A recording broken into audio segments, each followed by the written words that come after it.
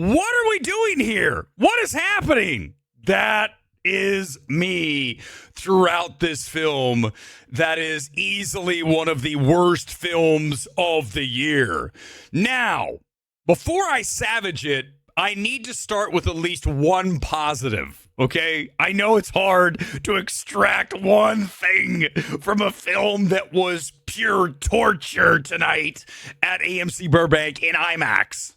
But I will give credit to the initial world building of setting up this futuristic game show where societies collapse. The same thing that we saw right from the original 87 version with Schwarzenegger. Only this time, you don't have someone who was a former cop who the government turned on and then threw into the game. You have a guy who's down on his luck and he wants to make some money for his sick kid, which, to my knowledge, feeds into the original Stephen King story of The Running Man.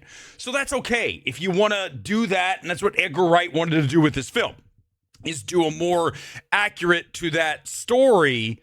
But the problem is the 87 twist is better than the version we get here in 2025. But it's not just that. That's just a little thing. This is a chaotic mess, especially as it wears on. You think that you've seen just about everything, and then Edgar Wright goes, let's keep going, and smash your head into the pavement for 2 hours and 15 minutes. This is the wrong director. This film should be directed by David Leitch, right? Look at A Bullet Train. Much more fun with that film. And if you didn't like Bullet Train, you're going to hate Running Man.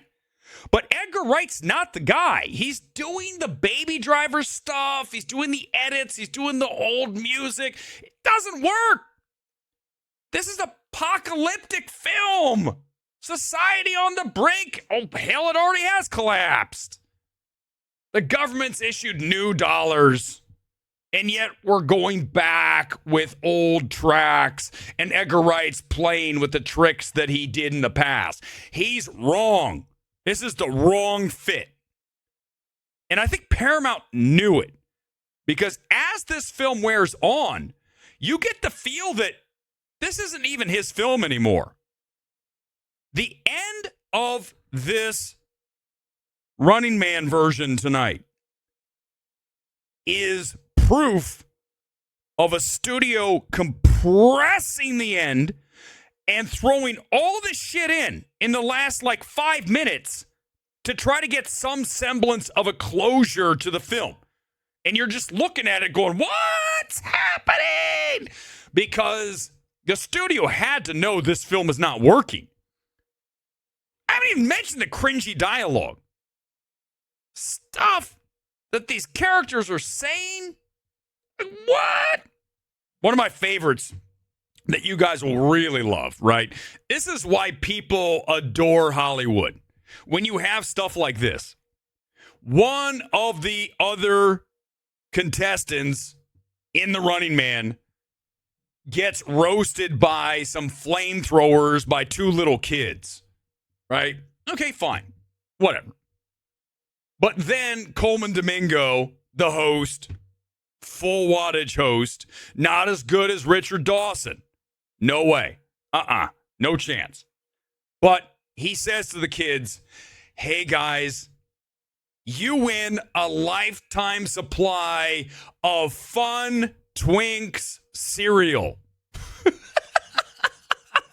What? What was that? And in case you missed it, at the end of the film,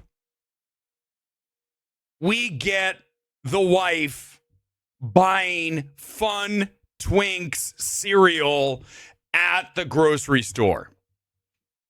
Yeah. How do you think that's going to go over with the right anti-woke crowd, right? I'm just saying, Hollywood, you're setting yourself up for this shit. when you do that stuff. Okay?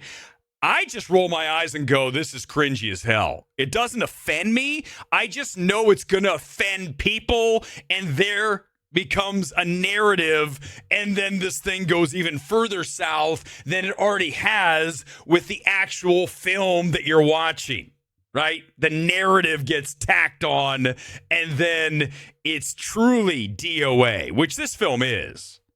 This is over $100 million film. And it could open at like $20 million. We'll talk about that in a minute. Amelia Jones. Remember her from Coda? Best Actress nominee, correct? I believe she was, wasn't she? Let's not even get into Coda. I don't want to do that. I'm just going to tell you that Amelia Jones's agent, who got her this job, she needs to fire. This was... holy fuck. When she starts into her thing in the car, I can't believe Edgar didn't say, honey, down. You're out of control. She's hysterical, crying. The audience is laughing. It's bad. It's one of the worst performances I've seen. And cringy along with that dialogue. It's also, as I mentioned, hella overlong. What's going on? Why does it have to be 2 hours and 15 minutes? The original was like 140. Why is it 2:15? Edgar Wright, you are banished to the island of punished directors tonight. And you're going to be there for a while, brother. It's not going to be 6 months or a year. This is like a multi-year infraction, and there's no getting off of the island.